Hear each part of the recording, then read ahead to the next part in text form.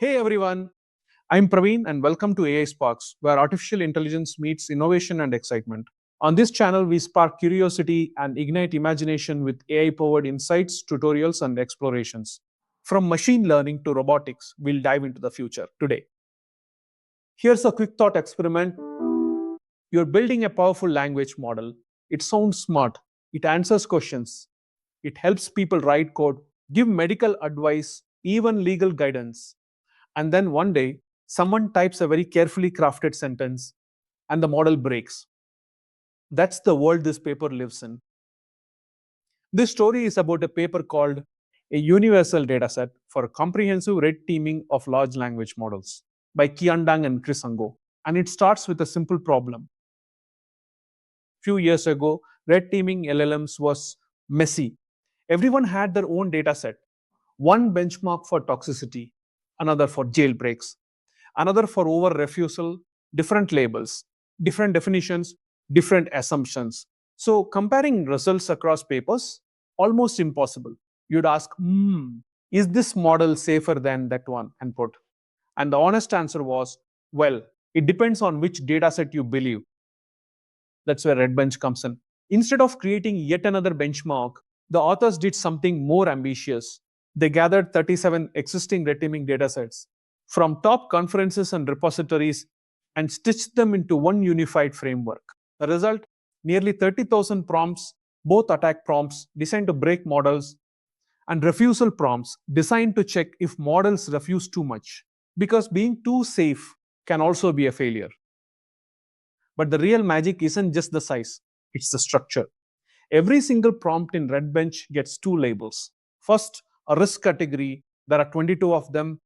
Things like abusive content, cybersecurity threats, self-harm, misinformation, even election interference. Second, a domain. 19 of those. Healthcare, finance, law, politics, technology, even family and entertainment. This dual labeling lets you ask better questions. Not just, does the model fail, but where and how? Now let's talk about how they made this scale. Manually labeling 30,000 prompts would be brutal. So the authors used a hybrid approach. They used a strong instruction following model to label everything automatically, then brought in humans to validate and correct tricky cases. Fast, but still grounded. That's a practical engineering decision.